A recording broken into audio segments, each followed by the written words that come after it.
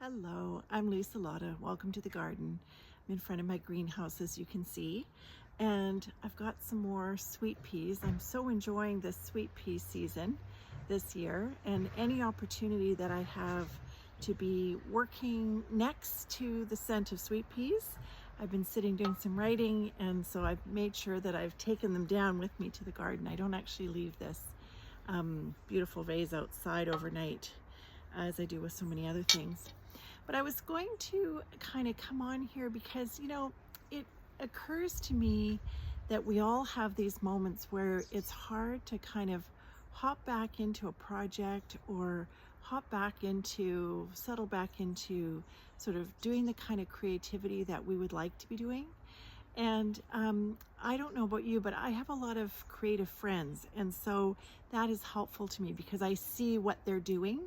I'm in a knitting group, and so we get together, and it's inspiring to see what the other people are making, and it's fun to show them how I've come along on something.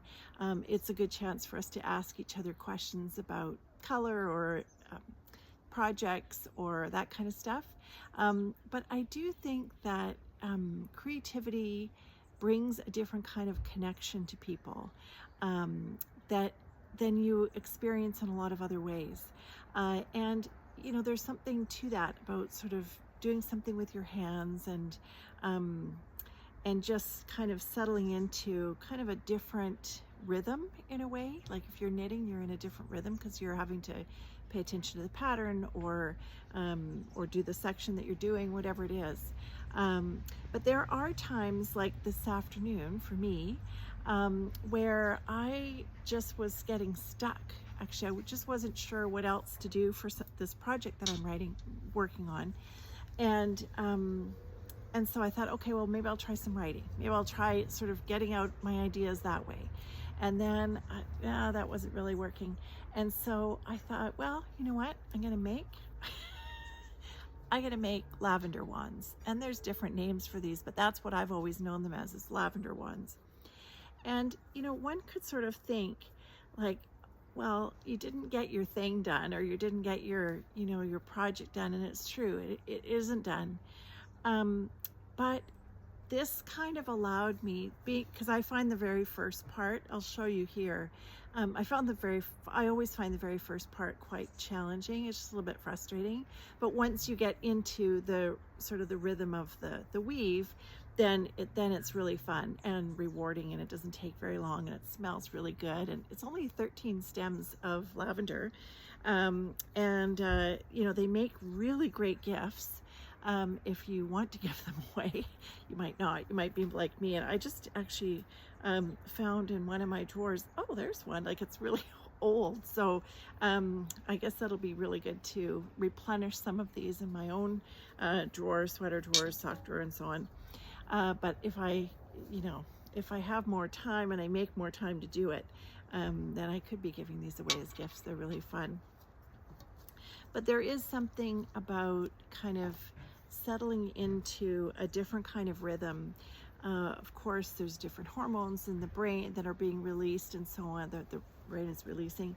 And so one does feel sort of calmer. And I think that when you are in that sort of state of like having just made something and you feel kind of like proud of yourself, or you feel sort of, it gives you confidence that you've done something, or it's like finally a visual of, because the thing I'm working on I've never made before, and so you can't see it, and you also can't really completely see the progress because I've never done it before, so I don't totally know where I am. And that's the thing about creativity, is you don't always. So sometimes it's just nice to do something that is tangible, simple, and kind of gets you into that state of just relaxing a little bit more, and you're having to think enough about this that you're not thinking about something else consciously. But of course your subconscious is working away at it. So I think that that's one of the gifts of this kind of creativity, is that your mind can just be, it's like weeding in the garden or that kind of stuff, or sort of repetitive thing where you're not really thinking, I mean, you're thinking like, is this a weed? Isn't this a weed? Does this come up? What is this? All that sort of stuff.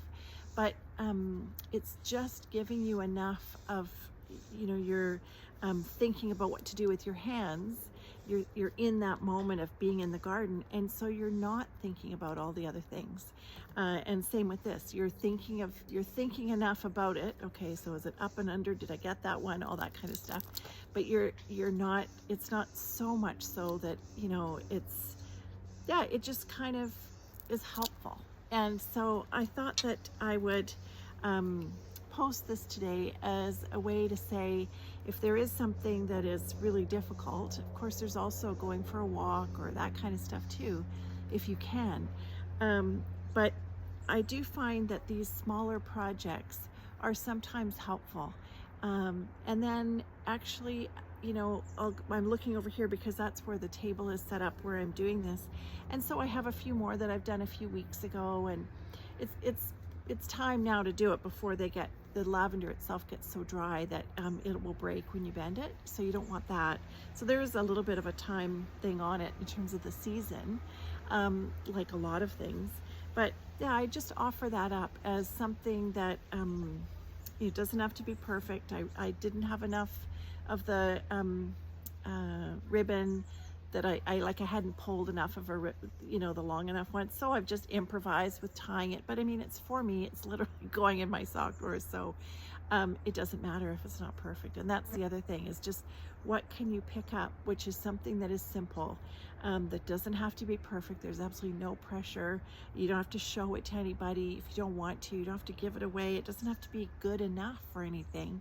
The thing about doing it is the good enough. It's the enough. And then as you kind of have done that and have had a little bit of peace, then maybe some of these other things will kind of come to you in a new light, and you just kind of give it that moment. So that's what I would offer up as something that might be helpful, just to give yourself permission to not just sort of force things through, and just kind of like, sometimes you actually save time by going a different route, right? And that is something that creativity, I think, can do for us. So thank you for joining me here in the garden this afternoon.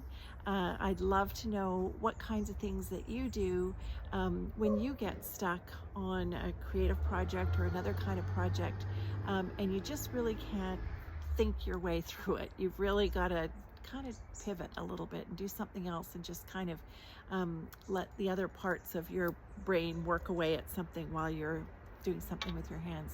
I'd love to know what you do in the comments. So thank you for people who are leaving comments. Thank you for people who are subscribing and liking and sharing what I'm sharing here.